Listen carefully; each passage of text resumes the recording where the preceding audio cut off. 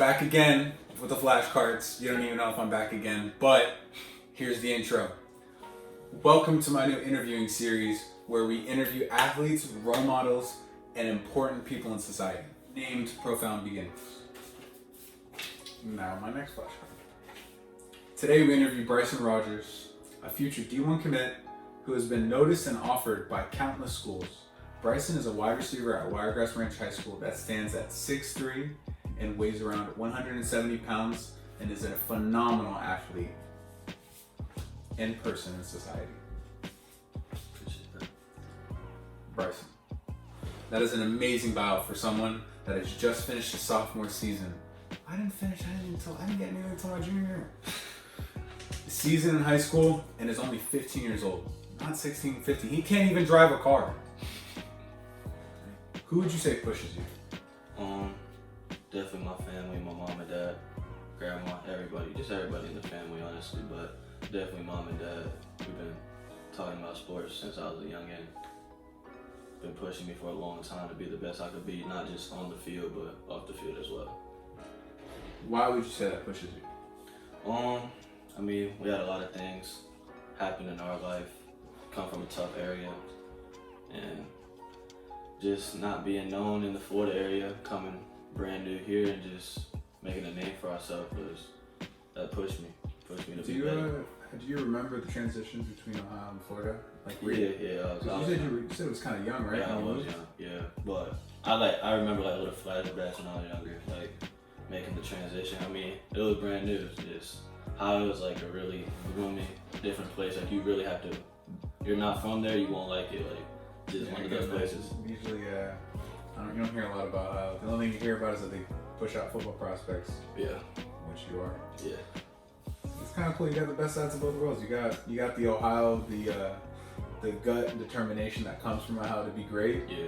To get out, usually that's what happens. I don't want to throw shade on your city or yeah, that's what it is. Though. Usually people have the determination to get out of their city, get out of their situation that they're in. Run me through your thoughts when you first got your scholarship offer. Like, what day was it? Do you remember what class were you in? Yeah. How did it all go down? I'm around noon, so I'm probably about to be in my 6th period, but I was in my 5th. About day was 11:10, and I get the text from Coach Canner, which our football head coach. He was like, "Coach Harley wants to speak to you." So 12 o'clock, I'm already hitting the button. I'm not trying to be late, So I'm hitting it right at 12. On time, every time. Every time. So calling him, runs me through the program, runs me through how they watched my film, how they fell in love with me in literally like the first minute, 15 seconds of my film. Like, that had to be just hearing that was very, very nice. And then he said like minute 15 they cut my film, checked me for an offer, and it was just like, that's wow, crazy. That's insane. He told you the whole process? Yeah, so he's like the receiver coach, he cut it off the TV. 115. That's mine. That's my boy. Yeah, so I was really like feeling like the love from Pitt. So then he ran me through how they're really close with the Steelers, and at the time Steelers were 11-0. Really great football team no matter what. Great organization. Did you because since your first offer was Pitt, you also know a fellow Pitt commit named Noah Bigelow. Yeah. Did you ever get in contact with him and ask about his recruiting process? Would you mind doing that in the future? Yeah. Future insight? Yeah, me and Noah would definitely talk in the future. Actually, when I made the post on my Instagram, he put in the comments, "Join me," which was pretty lit. Yeah. But we didn't talk much before that because he was doing this thing at Armwood. But when we started to bond more about the Pitt when he got. Yeah, because you guys have a common meeting ground, so that'll be. That might be a really good thing for you because he actually decommitted from Iowa State at the beginning because he originally committed there. Yeah. But then he made a big claim about it being the coaching staff. Yeah. And how that changed it. So I have a feeling that might be a connection between you two, and see how they've been treating him in the previous. And especially he had a not career-ending, season-ending injury. Yeah. And that can scare a lot of D1 athletes overall because a lot of offers can get stripped. Especially from a gruesome ankle injury, the one he had that's harder to come back from. Yeah. But he seems like he's doing well and he's coming back better than ever. Yeah. So I think you should talk to him about how they handle the situations and if you told them and stuff like that. Yeah, 100%. Question 3, we flipping flashcards. Has football always been a dream of yours? Well, at a young age, my mom didn't want me to play football. She thought I wanted to not wanted to, but was going to grow up to be a basketball player because the genetics, I'm sure I was going to be short, came out short. So it wasn't really a passion for her and seeing it in her eyes, but my dad was huge on it. We got our new house when we moved down here when I was about 2-3 years old, and he already got a football. We got like a little area for me to play football, and I just fell in love with it. My mom finally saw it at about 5 years old. Let me put the pads on it, and then off rip. Instead of having a little playhouse, you got a play field. Yeah, a little play field, and off rip, she could see I'm 5 years old. I think I was going crazy my first season. And my dad was like, "Yeah, this is him." But my mom was still here and there, so I still did both sports up to maybe the 7th grade, and then 7th grade when we took the talk and really found my passion for the sport. Yeah, because nowadays it's not like how it used to be, especially with social media. You really have to focus on one or two sports. Yes. Unless you're just I don't want to say you're not. Neither. I'm not saying. You know what I'm saying. Yeah. But like, unless you're just an incredible athlete to the max, where like you're a 5-star product, just can do anything you please. Yeah. Then you gotta really focus on one or two sports and get your skills, because you don't want to spread out too thin. Yeah. And then was there a certain event that kind of, well, not really, you already answered that, but pretty much like you said, what made it clear was your mom pretty much saying that you, like, it's okay to play, and then when you started playing, you started dominating at such a young age. Just when she gave me the right away, finally get to play the sport, just showed that I had talent in it, worked on it through the years, kept progressing every year. And it just like, it came like a hobby. Like, I'll sit around the house one day, if I didn't have a workout, I'm like, me and my dad gotta go throw outside, put the helmet on, go throw it. Like, it's just every day I had to be involved in the sport of football. Oh, there Alright, just had to make sure the clip was recording everything, so it's gonna be a little cut. Don't worry, it's uncut, Yes, but you know what I'm saying. Question 4. Is there something in your past you wish you could change? Yeah, that's a really good question. Past I could really change. Probably like doubting myself at first. Like when I was a young kid, I doubted myself from like the middle school. Like not like my 6th through 8th grade years, I was like really down myself and really trying to find like a passion.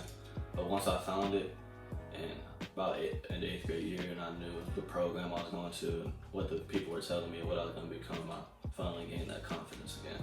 Yeah, that's really amazing. Yeah. For me, I was getting told left and right I was the worst football player they've ever seen. Yes. Yeah. That's including Dorian Green, the one that said that to me. Yeah. I'm gonna throw names out there because you pushed me. Thank you. Did you take charge in your own recruiting? Yeah, I won't lie, I did. I mean, Jordan was a big inspiration, and once he gave me the number 1, that was another inspiration I could have said. When Jordan let me use the number, I was like, yeah, this is the time. They see something in me. It's time to ball. So once I put all my stats, all my hard work, put it all in together, end of the season, I was just like, it's time to get my name out there, and I gotta find the right people. Especially as they see you especially as they see a sophomore. Yeah. Like, that's incredible. Usually people get a little sprinkle. Like they get a little, oh, we see you, keep working. That's usually what they tell you. I just took off, found the right people, and then rest is history after that. That's amazing. Appreciate that, bro. Of course.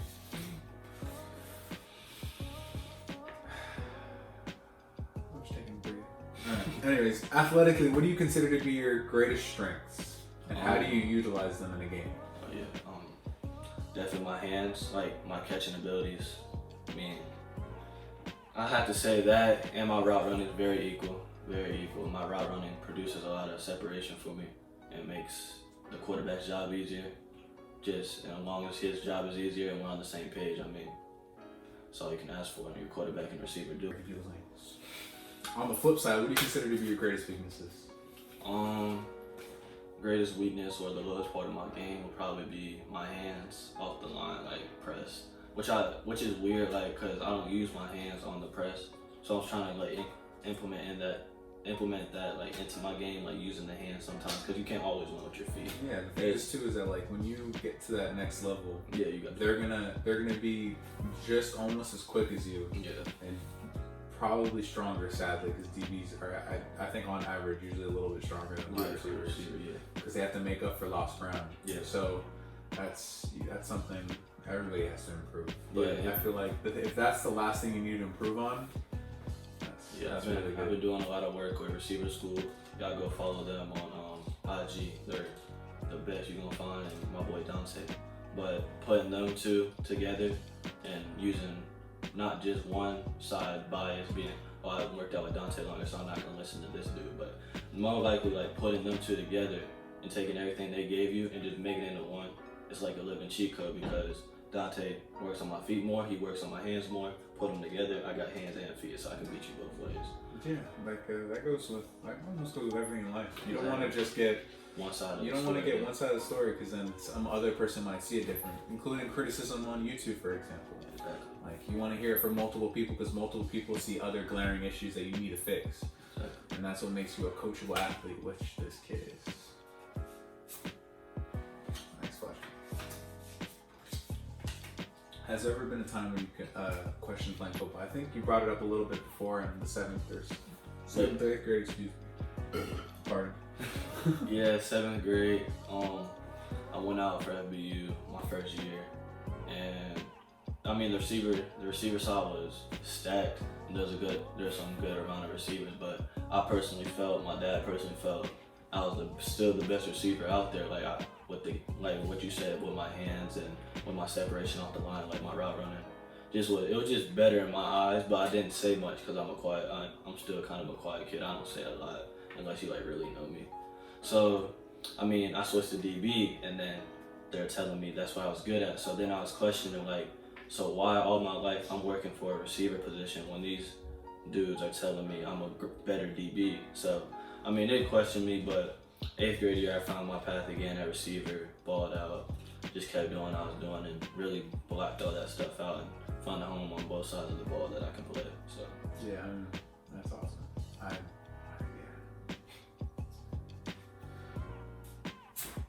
Next question. As a person, what do you think your best qualities are?